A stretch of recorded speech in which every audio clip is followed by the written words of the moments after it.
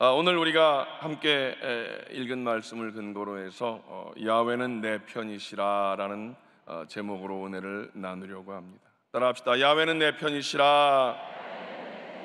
야훼는 내 편이시라. 어려운 질문이지만 질문을 한 가지 해볼까 합니다. 여기 아내도 계시고 남편도 계시는데 여러분 집에서 같이 지내시는 남편 또는 아내가 확실하게 내 편이라고 믿는 분들은 이걸 어떻게 표현을 해야 되나? 아멘을 해야 되나? 고개를 끄덕거릴까? 한번 마스크를 했기 때문에 표시도 안 나는데 한번 해볼까요? 정말 아내나 남편이 내 편이다 생각하는 분들은 그리 크지 않아도 되지만 아멘 해보시겠습니까? 굉장히 건강한 가정입니다. 실제적으로 제가 이렇게 알아보면 그다지 별로 내 편이라고 생각 안 하는 분들이 굉장히 많이 있으십니다. 제가 첫 설교할 때 얼마나 떨리겠어요. 떨리는 마음으로 설교하고 내려왔는데 많은 분들이 카톡으로 문자로 목사님 뒤에서 기도했어요, 이런 카톡과 문자를 굉장히 많이 받았습니다. 그 카톡과 문자를 받고 나서 굉장히 마음 가운데 나는 잊혀진 사람이 아니었구나, 그런 생각을 하게 됐었어요. 내 뒤에 이렇게 든든하게 아직도 나를 위해서 기도해 주시는 내 편이 아직도 많이 계시구나, 그 생각을 하면서 얼마나 감사했는지 몰라요. 여러분, 사람이 내 편이 되어주는 것도 이렇게 마음에 든든함이 있는데 하나님이 내 편이 되어주신다, 더 이상 무슨 말을 하겠습니까? 하나님이 내 편이 되어주심을 믿으십니까? 아멘. 아멘. 설교 끝이죠. 이거 믿으면 됐지 뭘. 하나님이 내 편 되어주신다. 우리 모두가 이 상황을 분명히 알고 오늘 말씀을 함께 나누었으면 좋겠습니다. 시편 118편은 고통당하는 사람들에게 희망을 주는 그런 찬양시입니다. 하나님의 편에 서 있는 자들을 도우시는 하나님의 능력을 노래하고 있습니다. 저자가 누구인지는 정확하게 알 수 없지만 다윗이라고들 많이들 학자들이 이야기합니다. 우리가 그냥 다윗이라고 생각을 해도 좋은 것이, 다윗이 참 많은 고난을 당하지 않았습니까? 그런 상황 속에서 하나님을 부여잡고 견디었던 그 다윗을 우리는 알고 있는데, 다윗이 한 고백이다 생각하면 더 우리에게 다가오지 않을까 하는 생각을 해봅니다. 자, 어쨌든 다윗은 하나님이 나의 편입니다 라고 그렇게 선포하면서 나의 모든 문제를 하나님이 해결해 주실 것을 믿습니다 라고 하는 고백을 드렸던 것입니다.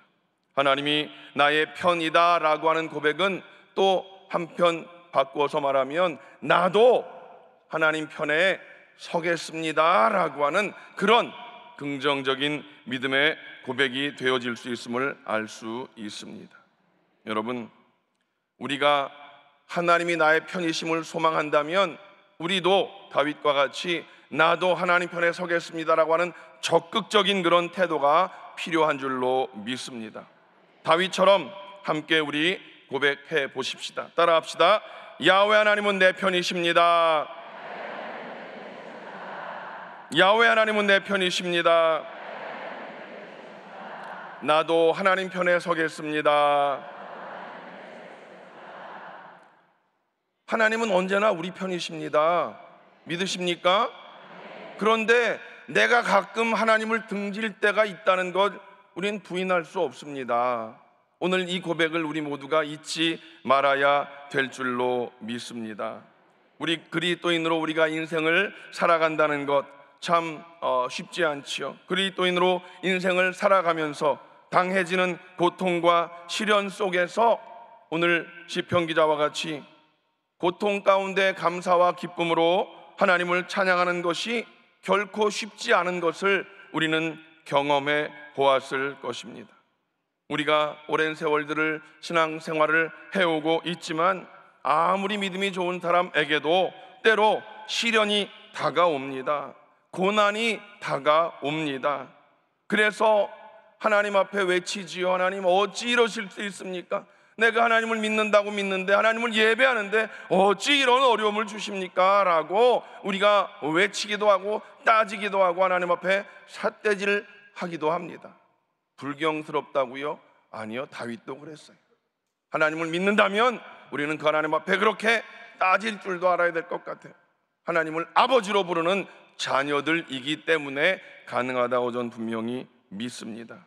자, 어쨌든 우리가 인생을 살아가면서 시련과 고통을 겪고 있는데, 나만 그런가라는 생각을 가져봅니다. 저 사람은 괜찮은 것 같은데, 저분은 신앙생활하면서 복도 많이 받은 것 같은데 나만 그런가라고 생각을 하는 분들이 종종 계십니다만, 사실 여러분, 그렇게 인생을 살면서 시련과 고통이 없이 살아온 사람들이 있을까 물어본다면 여러분 어떻게 대답하시겠습니까?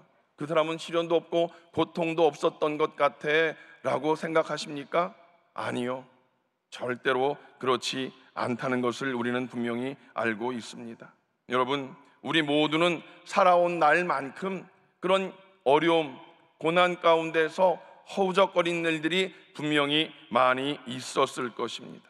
어떤 일로요? 물질적으로 어렵고, 또 육체의 질병으로 어렵고, 가정의 여러 가지 관계 문제로 어렵고, 또 정신적인 상황 속에서 우리가 위기와 시련의 아픈 그런 순간들을 분명히 맞닥뜨렸을 일들이 많이 있었을 것이다 라고 하는 것입니다.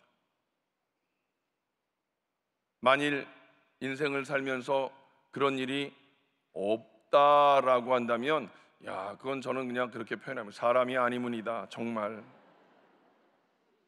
예전에 어떤 목사님은 그런 건 없다고, 지금은 뭐 망우리라고 표현하면 좀 그렇지만, 예전엔 망우리에 그런 게 있었습니다. 거기 가야 그런 게 없다라고 표현을 하셨었는데, 인생을 살면서 고통과 시련이 없는 인생은 아무도 없다라고 하는 것입니다.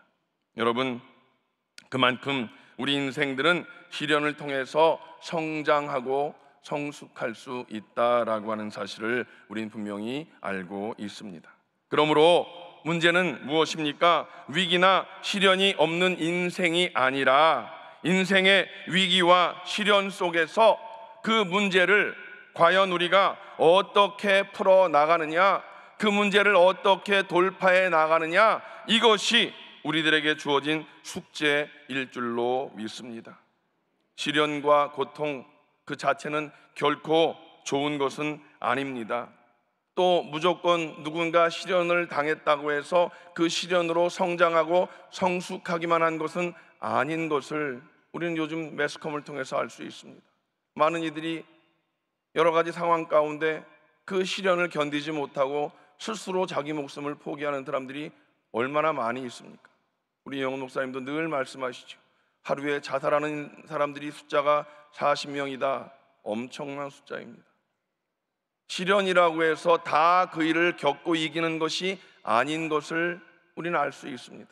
또 오늘 이 자리에 계신 여러분들과 같이 어떠한 시련 속에서 그것을 하나님 앞에 믿음으로 다 내어놓고 간절히 기도하면서 그 시련을 이기고, 아니면 지금도 시련 가운데 고통 가운데 있을지라도 포기하지 않고 주님 앞에 나와 기도하고 예배하는 여러분들이라면 분명한 것, 앞으로 아름다운 일들을 하나님께서 계획하고 예비해 놓으신 줄로 믿습니다.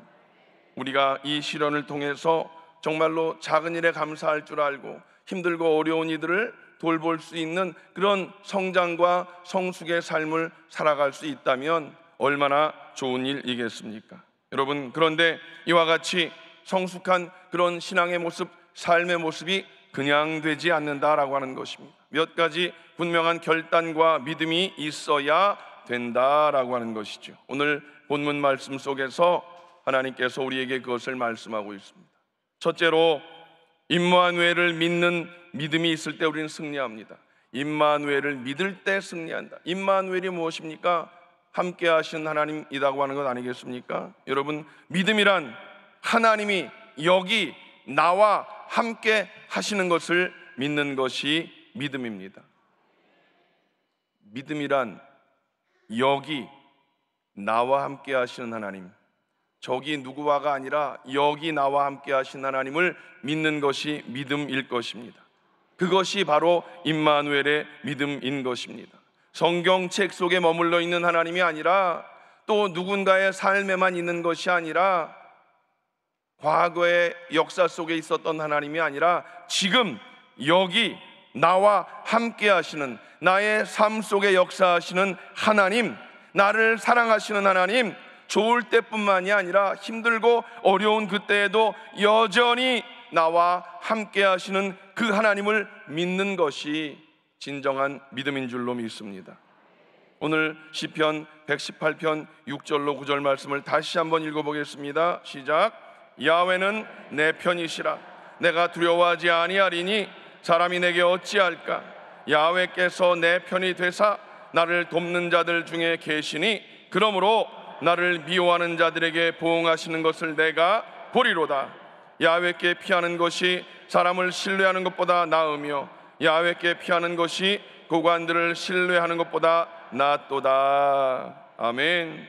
야훼는 내 편이시라. 이 고백은 하나님께서 나와 함께 하시는 것을 믿는다는 고백인 것입니다. 이 믿음이 있을 때에, 이 임마누엘의 믿음이 있을 때에 언제 어떤 상황 가운데 처해 있을지라도 우리는 담대히 설 수가 있는 줄로 믿습니다. 우리의 상황이 좋을 때 그 은혜에 감사할 줄도 알 수 있는 것이고, 또 반대로 힘들고 어려워서 너무너무 답답한 상황일지라도 더더욱 하나님 앞에 엎드려 기도할 수 있는 근거가 무엇이다? 바로 임마누엘, 나와 여기 함께 계신 하나님을 믿을 때 가능할 수 있다라고 하는 사실입니다. 구약 엘리사 선지자 때의 그 상황을 잠깐 살펴보겠습니다. 아람이라고 하는 나라가 있습니다. 이스라엘을 참 많이 못살게 굴었던 나라였습니다. 여러 번 이스라엘을 침공해서 괴롭혔던 그 상황, 이제 1차 침공 때의 일을 잠깐 봅니다. 아람 왕이 이스라엘을 치기 위해서 여러 가지 상황 가운데 엘리사가 많이 걸리적거려서 엘리사부터 정리하자 해서 엘리사의 그 상황을 이제 말과 병거와 군사를 보내서 엘리사를 이제 포위하게 됩니다. 엘리사의 사환이 아침에 일찌감치 일어나서 밖에 나와서 그 상황을 보고서 기겁을 하고 달려들어가서 엘리사에게 큰일 났다고 보고를 하지요. 그러자 엘리사가 사환에게 이렇게 이야기합니다. 열왕기하 6장 16절 다 같이 읽겠습니다. 두려워하지 말라. 우리와 함께한 자가 그들과 함께한 자보다 많으니라. 아멘. 여러분, 영의 눈이 열린 사환이 다시 바라보니 불말과 불병거가 산에 가득해서 엘리사를 지키고 있는 그런 모습을 보게 됩니다. 믿음은 언제나 하나님의 불말과 불병거를 보는 눈을 갖게 되는 것입니다. 아멘이십니까? 믿음은 언제나 불말과 불병거, 하나님의 도우심입니다. 그것을 볼 수 있는 눈이 열려지는 것입니다. 지난 주일날 우리 예원 목사님 설교 제목이 뭐였습니까? 네, 여기까지. 네, 이러시면 안 됩니다. 예, 무엇이 보이느냐? 예, 여러분, 믿음의 눈을 여는 것 굉장히 중요합니다. 아멘. 예, 믿음은 언제나 하나님의 불말과 불병거를 보는 눈을 갖게 한다라고 하는 사실, 우리와 함께한 자가 그들과 함께한 자보다 더 많다라고 하는 것, 그렇습니다. 여러분, 내 문제가 더 커 보이십니까? 믿음의 사람들은 내 문제보다 나와 함께 하시는 하나님의 능력이 더 크고 위대한 것을 바라볼 수 있는 사람이 바로 믿음의 사람이 되는 줄로 믿습니다. 10절과 12절 말씀을 다 같이 한번 읽어볼까요? 문나라가 나를 애워쌌으니 내가 야훼의 이름으로 그들을 끊으리로다. 그들이 나를 애워쌌으니 내가 야훼의 이름으로 그들을 끊으리로다. 그들이 벌들처럼 나를 애워쌌으나 가시던 불에 불같이 타 없어졌나니 내가 야훼의 이름으로 그들을 끊으리로다. 이 말씀을 보면 우리나라의 상황과 너무 연결이 되지 않나요, 여러분? 아까 우리가 나라를 위해 기도하자라고 하는 그 상황, 정말 애워싸움을, 우겨싸움을 당한 이 대한민국의 상황, 위로 중국이 막강한 이제 모든 경제와 군사를 힘을 키워서 미국과 이제 맞짱 뜨는 상황이 됐지요. 우리 밑에 있는 일본은 중국이 점점 두려워지고 있고, 또 그래서 점점 우경화되어지고 미국을 등에 업고, 참 우리가 보기에 어려운 여러 가지 일들이 있습니다. 미국은요, 중국이 맞짱 뜨자고 그러니까 이제 점점점 부담스러워지는 상황 속에서 우리에게도 이런저런 여러 가지 좀 압박이 들어오는 것 사실입니다. 가운데 끼어 있는 우리들이 참 움치고 뛸 수 없는 사면 초과의 지경입니다. 또 북한도 있잖아요. 우리는 북한도 핵 가지고서 핵 들고 지금 큰 소리 치고 있습니다. 우리가 나라를 위해 기도하는 그 상황이 그냥 하는 상황이 아닙니다. 정말 절절함으로 우겨싸움을 당한 이 상황 가운데 오늘 이 말씀과 같이 문나라가 나를 애워쌌으니 내가 야훼의 이름으로 그들을 끊으리로다, 그들을 끊어내는 그런 믿음을 가지고 기도해야 되는 것입니다. 이 나라를 위해서, 특별히 위정자들을 위해서 우리는 기도해야만 하는 그런 처절한 상황 가운데 놓여 있다는 것입니다. 우리가 정신 바짝 차려야 됩니다. 사실 제가 철들고 난 이후에 대한민국이 좋다고 이야기한 적은 없습니다만, 점점점 갈수록 여러 가지 상황들이 하나님을 믿는데도 점점 어려워지고, 교회가 부흥하는 것도 점점 어려워지고, 이 나라의 상황이 이렇게 어려운 상황 가운데 우리는 그냥 그런가 보다, 그때도 그랬고 지금도 그랬고 앞으로도 그렇게 될 것이다, 이렇게 살아갈 수는 없지 않겠습니까? 우겨싸움을 당한 이 상황 가운데 여러분, 우리가 정신을 바짝 차리고 기도해야 할 것입니다.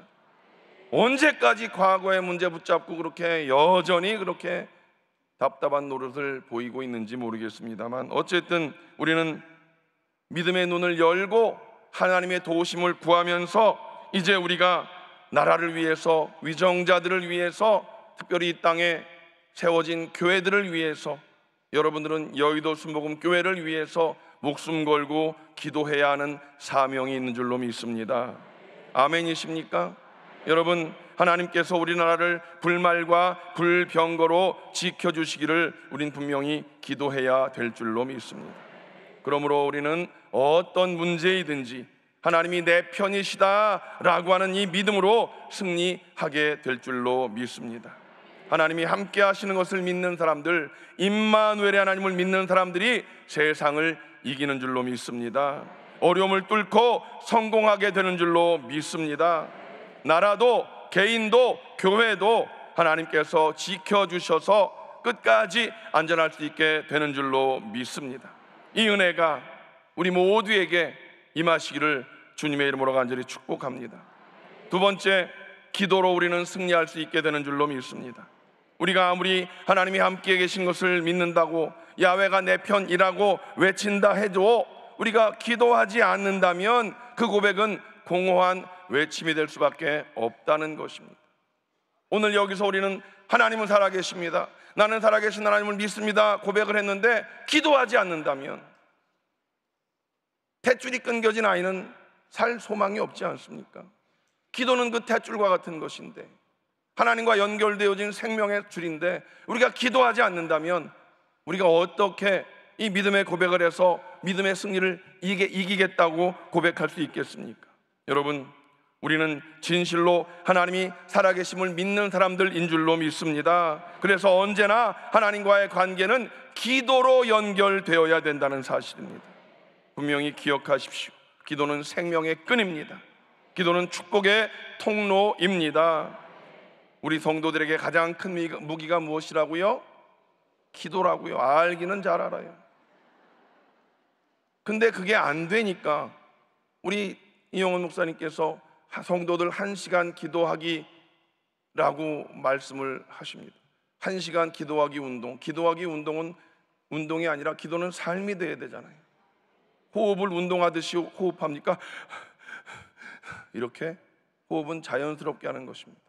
기도는 영적인 호흡입니다. 얼마나 안타까우시면 전 성도 1시간 기도하기 운동을 하자라고 말씀을 하십니까?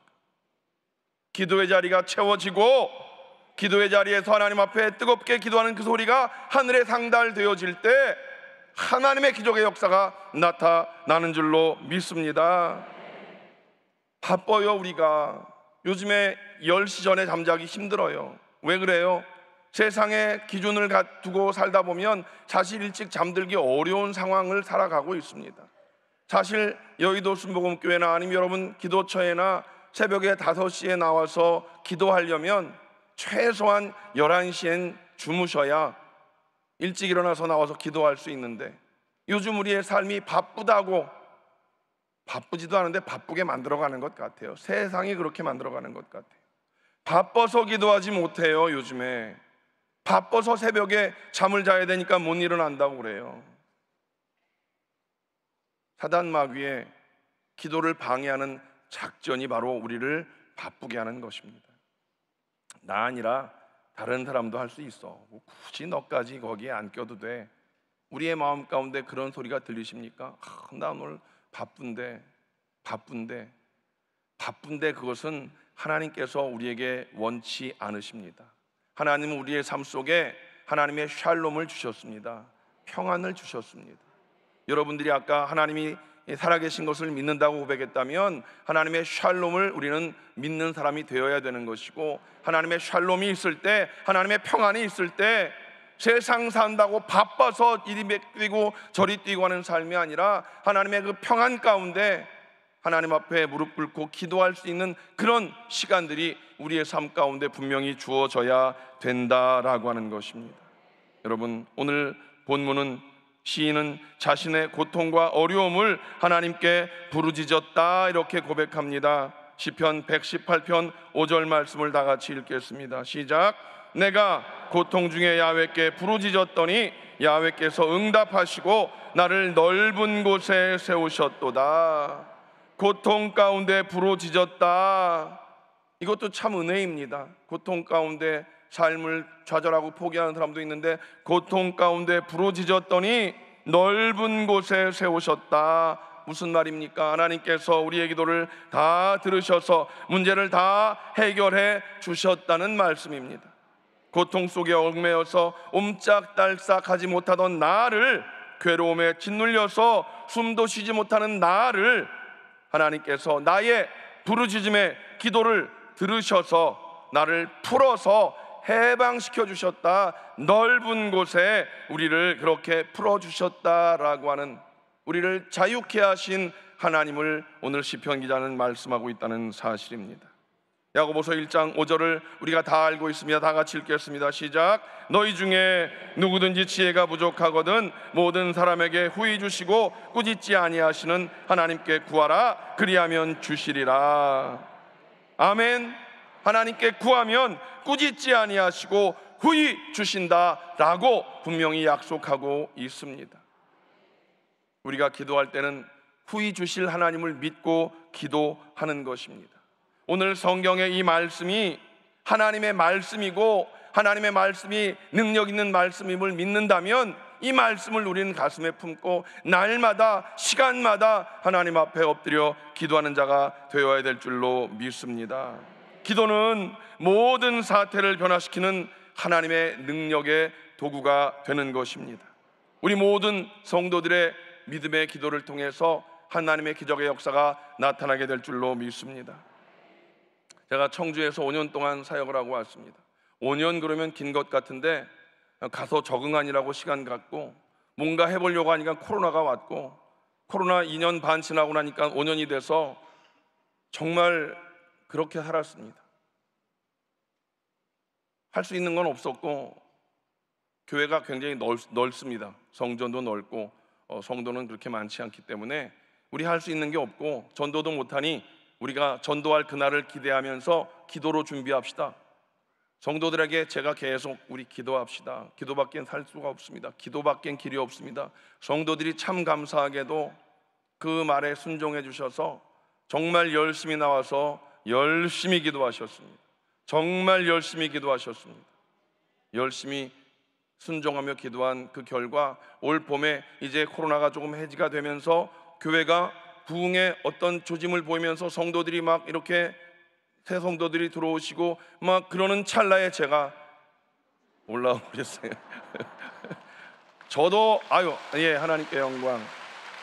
저도 뭔가 부흥을 좀 일으키고 싶었는데 더 큰 부흥을 위해서 하나님께서 더 훌륭하신 목사님을 보내주셔서 지금 이제 정말 놀라운 부흥을 기대하고 있고, 저도 지금 기도하고 있습니다. 하나님, 그곳에 내가 터를 다지고 왔는데 내가 한 건 아니지만 하나님 부흥의 소식을 주시옵소서 기도하고 있습니다. 분명히 그 일이 이루어질 줄로 믿습니다. 아멘. 여러분, 때로 위기가 기회가 될 수 있습니다.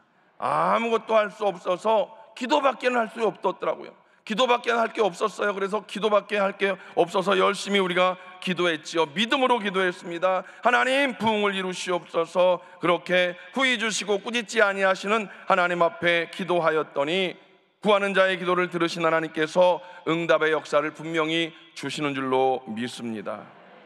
다시 한번 말씀드립니다. 기도는 모든 사태를 변화시키는 하나님의 능력의 도구입니다. 여러분의 이 믿음의 기도로 모두가 다 승리하시기를 주님의 이름으로 축복합니다. 전성도 1시간 기도하기 운동이 구호로 고치면 안 됩니다. 여러분, 좀 멀고 힘들어도 새벽에도 달려 나오시고 수요예배도 나오시고, 여러분만 나오지 말고 같이 가자 권면을 해 주십시오. 그런 좋은 권면은 성령이 역사하셔서 분명히 함께 하실 것입니다. 수요일 날도 이 자리가 채워지고 금요일 날도 이 자리가 채워지고 아침마다 부르짖는 그 기도에 이 자리가 채워지고, 그래서 우리 교회가 기도하는 교회가 되어지면, 기도에 응답하신 하나님을 우리가 경험하면 우리가 간증의 주인공이 되지 않겠습니까? 요즘 간증들이 많이 없어졌다고 그래요. 왜 그래요? 기도가 없으면 간증도 없지요. 여러분 모두가 다 간증의 주인공 되시기를 주님의 이름으로 간절히 축복합니다. 마지막 세 번째로, 감사로 승리할 수 있습니다. 오늘 시편 118편은 처음 시작도 야훼께 감사하라, 그는 선하시며 그의 인자하심이 영원함이로다, 이렇게 시작되어 있고, 마지막도 야훼께 감사하라, 그는 선하시며 그의 인자하심이 영원함이로다, 이렇게 말씀을 맺고 있습니다. 여러분, 고난과 어려움 그 자체는 분명히 즐거운 일은 아닙니다. 고난이 내게 유익이다, 고난당하는 사람한테 이 소리하면 한 대 맞을 수도 있습니다. 조심해야 됩니다. 지나고 보니 그것이 하나님의 은혜였고, 지나고 보니 그게 유익이다라고 고백할 수 있는 것이지, 고난 가운데 있는 사람한테 고난이 유익이니 감당하십시오, 이거는 참 어렵습니다. 그렇지요? 예. 우리는 고난 당할 그 당시에 힘들고 어려운 그 상황 겪어봤지만, 그래서 그 지나고 나서 고난이 유익임을 경험했기 때문에 앞으로도 우리의 삶 속에 고난이 다가올 때 왜요 하나님? 그러지 말고, 하나님, 이 고난을 통해서 나에게 또 어떠한 것들을 깨닫게 하시렵니까? 하나님 앞에 감사하며 기도하는 저와 여러분이 되시기를 주님의 이름으로 간절히 축복합니다. 여러분, 믿음의 위대함이 무엇입니까? 고난 속에 더욱 빛을 발하는 것이지요. 깜깜한 밤중에 정말로 밝은 별빛 하나가 길을 인도하듯이, 우리가 이 고난의 어두움 가운데 감사와 아름다운 찬양을 통해서 하나님 앞에 나아가는 유일한 통로를 찾아낼 수 있게 되는 줄로 믿습니다.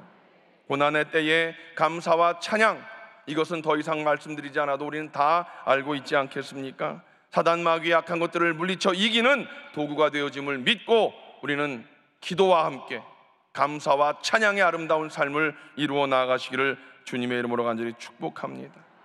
이렇게 설교하지만 막상 성도들은 어려움 가운데 놓여 있어서 정말 목사가 무엇을 해줄 수 없는 그런 지경 속에서 참 안타까운 일이 많이 있음을 봅니다. 그 와중에 그래도 믿음을 지키기 위해서 몸부림치는 그 성도들의 모습을 보면 얼마나 감사한지 알 수가 없습니다. 제가 청주에서 사역할 때 루푸스 병으로 고통당하는 집사님이 한 분 계셔요. 전 그게 자가 면역 질환이 뭔지는 모르는데 그냥 아프더라고요. 그냥 온 몸이 아프고 막 죽을 것 같다고 표현을 하셔요. 처음에 그분은 낯도 많이 가리시고, 그래서 제가 차량 운행을 하면서 말씀을 많이 나누고, 그래서 집사님, 하나님께서 사랑하십니다, 기도의 자리에 함께 기도하십시다 해서 그분이 말씀을 나누는 가운데 모든 예배에 열심히 참석을 하셨어요. 열심히 참석하셨어요. 그렇지만 열심히 참석하시는 가운데도 고통이 오면 막 어찌할 바를 모르시고요, 정말 한 번은 정말 돌아가실 뻔한 그런 상황도 있었어요. 그런데 그럼에도 불구하고 그 마음 가운데 하나님을 향한 믿음을 가지고 기도하면서 저한테 항상, 목사님 그래도 감사해야 되지요? 그래도 감사해야 되지요? 항상 저한테 확인해, 아이 당근 감사하셔야지요, 우리는 천국을 소유한 자인데요. 늘 그 말씀을 같이 나누었어요.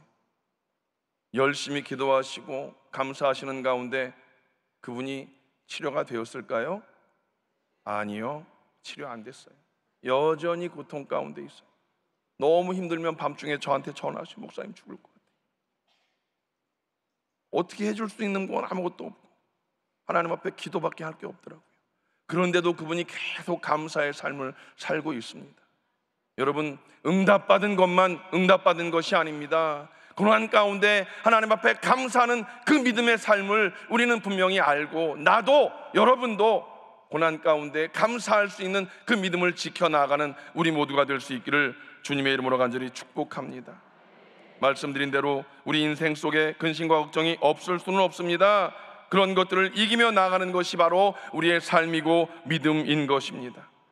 근심과 어려움, 고통을 자꾸 입술로 고백하면 그 고백대로 될 수밖에 없지 않겠습니까? 아파요, 힘들어요, 그거 해결될 수 있는 방법은 아무것도 없습니다. 반대로 힘들고 어려운 우리 그 집사님과 같이 너무 고통스러울지라도 하나님 감사합니다, 하나님 감사합니다, 늘 이렇게 하셔요. 하나님 감사합니다, 할렐루야, 하나님 감사합니다. 우리 모두가 다 그렇게 변화된 삶을 살아가시기를 주님의 이름으로 간절히 축복합니다. 그 감사의 결과로 감사의 열매가 분명히 맺혀지게 될 줄로 믿습니다. 에베소 5장 3절 말씀을 보면, 온갖 더러운 것과 탐욕은 너희 중에서 그 이름조차도 부르지 말아라, 이렇게 말씀합니다. 우리 입술에 무엇을 달고 살아야 할 것인가 생각해 하는 말씀입니다. 데살로니가전서 5장 11절 18절, 항상 기뻐하라, 쉬지 말고 기도하라, 범사에 감사하라, 이것이 그리스도 예수 안에서 우리를 향하신 하나님의 뜻이라고 분명히 말씀하고 있습니다. 오늘 시편의 결말을 21절에 주께서 내게 응답하시고 나의 구원이 되셨으니 내가 주께 감사하리이다. 또 28절에 주는 나의 하나님이시라 내가 주께 감사하리이다. 어떤 경우에도 감사와 기도만이 어려움을 이기는 능력이 되는 줄로 믿습니다. 이것을 여러분들의 삶 속에 적용하시기를 주님의 이름으로 간절히 축복합니다. 기억하십시오. 임마누엘의 믿음을 통해 우리는 승리할 수 있습니다. 나와 함께 여기 계신 하나님 앞에 기도할 때 우리는 승리할 수 있습니다. 그리고 결과는 하나님께 맡겨드리고 감사할 때 우리의 삶은 하나님을 영원롭게 하는 삶이 되는 줄로 믿습니다. 야훼 하나님은 저와 여러분의 편이 되시는 줄로 믿습니다. 기도하겠습니다. 하나님 감사합니다. 하나님 감사합니다. 하나님 감사합니다. 내 편 되신 하나님을 찬양합니다. 내 편 되신 하나님을 찬양합니다. 오늘 예배한 모든 성도들이 내 편 되신 하나님을 부여잡고 세상 속에서 믿음으로 승리하는 자 되게 하여 주시옵소서. 예수님의 이름으로 간절히 기도드립니다. 아멘.